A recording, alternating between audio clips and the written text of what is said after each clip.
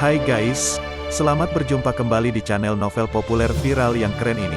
Sebelum mengikuti kelanjutan kisah Dev atau Camping yang semakin seru dan mendebarkan ini, mohon bantuan kalian untuk subscribe, like, komen dan share video-video yang ada di channel ini ya.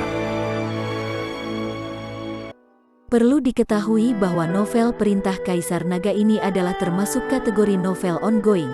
Jadi waktu update dan jumlah bab setiap hari menyesuaikan dengan update dari autornya.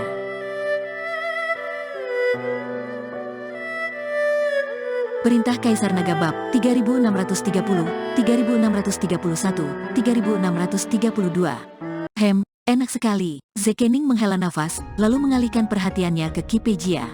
Merasakan tatapan Zekening, Kipejia tidak bisa menahan gemetar di dalam hatinya, dan seluruh tubuhnya mulai gemetar tanpa sadar. Apa yang akan kamu lakukan? Aku yang membawamu ke sini. Jika aku tidak membawamu ke sini, bagaimana kekuatanmu bisa tumbuh begitu cepat? Kipejia sedikit takut dan berkata dengan gemetar. Jadi, aku harus mengucapkan terima kasih, begitu? Zekening tersenyum sangat sinis dan berjalan menuju Kipejia selangkah demi selangkah. Kamu tidak perlu berterima kasih padaku. Jika kamu membiarkan aku pergi, gua ini akan menjadi milikmu. Tidak ada orang lain yang bisa masuk tanpa metode apapun. Dan jika ada kultivator iblis yang lewat, akan ada kekuatan isap untuk menyedot para kultivator iblis itu. Anda bisa duduk dan menunggu dengan tenang. Kipejia memohon belas kasihan. Sayang sekali aku tidak bisa menunggu lebih lama lagi. Sekarang aku hanya perlu menyerap energi kematian dari tubuhmu dan aku bisa membentuk kembali tubuhku. Aku bosan dengan kulit tua ini. Aku dengan tubuh asliku lebih tampan. Setelah Zekening selesai berbicara, dia tiba-tiba menyerang Kipejia. Kipejia tidak punya waktu untuk menghindar dan langsung dicengkeram lehernya oleh Zekening. Kipejia merasa tercekik dan merasa sangat menyesal. Dia membawa serigala ke dalam rumah. Melihat Kipejia akan mati, dia tiba-tiba memikirkan sesuatu dan buru-buru berkata, "Jangan bunuh aku. Jika kamu ingin membentuk kembali tubuhmu, kamu hanya perlu menggunakan batu iblis.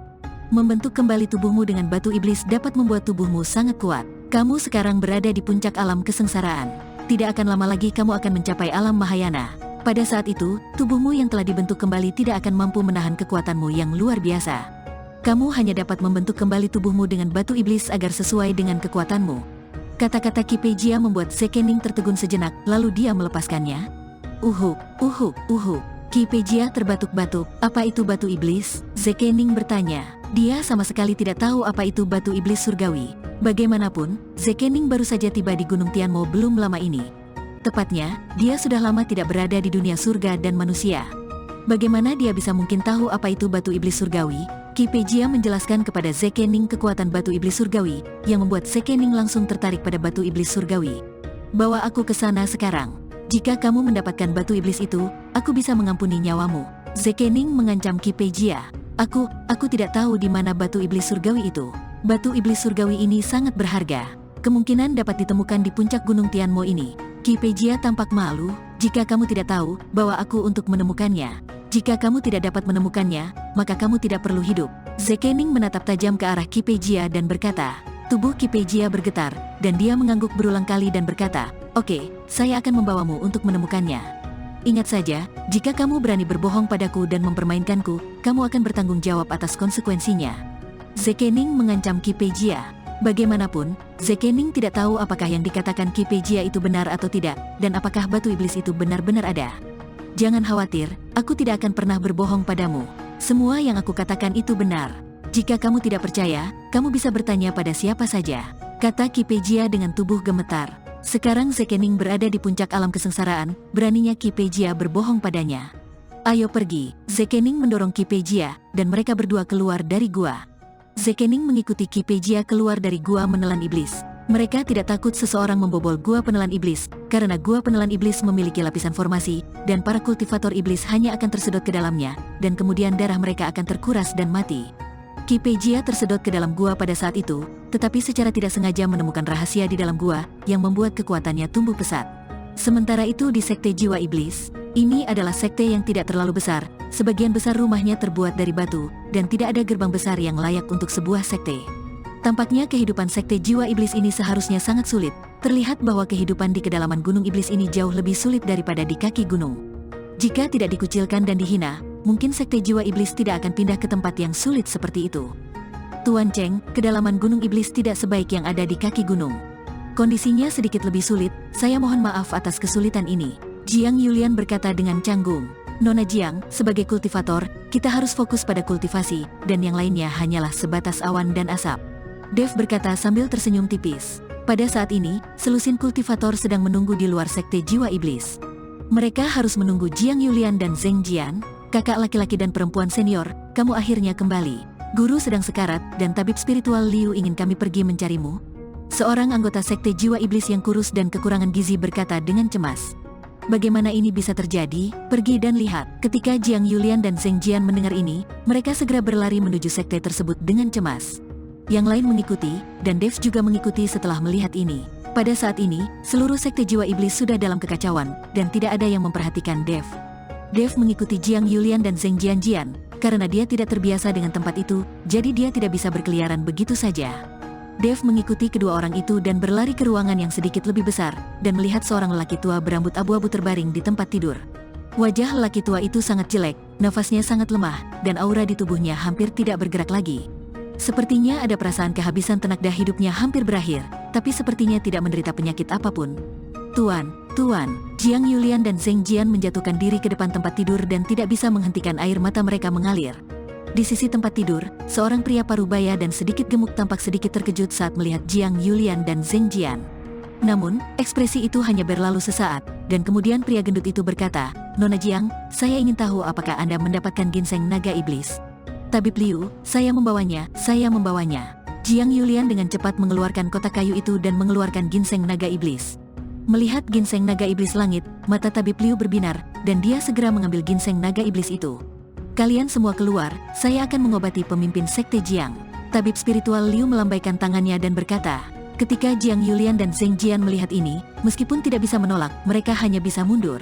Pintunya ditutup, dan kemudian tabib spiritual Liu mulai melakukan pengobatan di dalam ruangan. Banyak murid dari sekte jiwa iblis menunggu dengan cemas di luar.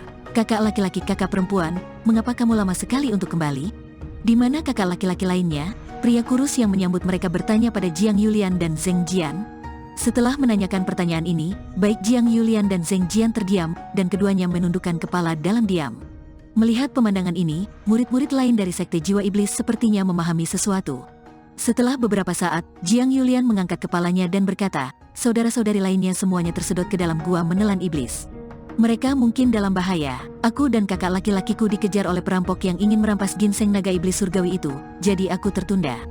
Dev langsung terkejut saat mendengar kata-kata gua menelan iblis. Nona Jiang, apa maksudmu? Ginseng naga iblis surgawi digali di dekat gua menelan iblis? Dev bertanya, ya, ginseng naga iblis surgawi ini hanya ditemukan di dekat gua menelan iblis. Energi spiritual dalam ginseng naga iblis surgawi ini berbeda dengan tumbuhan lainnya. Tabib spiritual Liu berkata bahwa hanya ginseng naga iblis surgawi yang bisa menyelamatkan pemimpin sekte kami. Jiang Yulian menjelaskan. Dev terdiam, dia memang merasakan ada energi abadi di dalam ginseng naga iblis surgawi, tetapi ada sesuatu yang istimewa di dalamnya yang tidak dapat dijelaskan oleh Dev sendiri. Pada saat ini, tiba-tiba ada kilatan cahaya di dalam ruangan, diikuti dengan tangisan panjang. Saat pintu terbuka, Tabib Liu perlahan berkata, kalian semua masuk, pemimpin sekte Jiang sudah bangun. Setelah mendengar kata-kata mereka sendiri, Jiang Yulian dan Zheng Jian segera bergegas masuk. Tuan, mereka berdua berbaring di samping tempat tidur, menangis kegirangan. Pada saat ini, wajah Master Sekte Jiang memerah, dan bahkan rambut putihnya menjadi hitam, seolah-olah dia tiba-tiba menjadi beberapa tahun lebih muda. Beberapa saat yang lalu, dia adalah seorang lelaki tua berambut abu-abu dan sekarat, tapi sesaat kemudian, dia terlihat seperti ini. Kenapa kamu menangis? Aku sudah baik-baik saja kan? Master Sekte Jiang berkata sambil tersenyum tipis. Tuan, Jiang Yulian dan Zheng Jian masih menangis. Pemimpin sekte Jiang sedikit mengernyit, lalu sepertinya teringat sesuatu dan bertanya pada mereka berdua, di mana saudara-saudara yang pergi menggali ginseng naga iblis surgawi bersamamu? Kata-kata pemimpin sekte Jiang membuat mereka berdua menangis semakin sedih. Pada saat ini, anggota kurus dari sekte jiwa iblis di samping berkata, Tuan, saudara-saudara lainnya semuanya tersedot ke dalam gua menelan iblis. Hanya kakak senior Jiang dan kakak senior Zheng yang kembali, dan di jalan mereka bahkan diserang dan dikejar-kejar oleh orang lain yang ingin merampas ginseng naga iblis itu. Apa yang terjadi? Master Sekte Jiang tertegun dan kemudian bertanya, Tuan, lebih dari selusin saudara kita tersedot ke dalam gua menelan iblis dan tidak pernah keluar lagi. Setelah saya mengikuti kakak laki-laki saya untuk menggali ginseng naga iblis surgawi, saya dikejar oleh beberapa orang yang tiba-tiba muncul. Mereka ingin merampok ginseng naga iblis surgawi kami. Dan orang-orang ini masih memegang manik-manik yang memperbaiki jiwa di tangan mereka. Kakak laki-lakiku dan aku tidak punya cara untuk mengalahkan mereka dengan teknik kami. Manik pemikat jiwa adalah milik sekte iblis jiwa kita. Pasti ada pengkhianat di sekte iblis jiwa kita. Sangat sedikit orang yang tahu tentang penggalian ginseng naga iblis surgawi, tetapi sedikit orang itu yang tahu bahwa seseorang pasti telah mengungkapkan informasinya.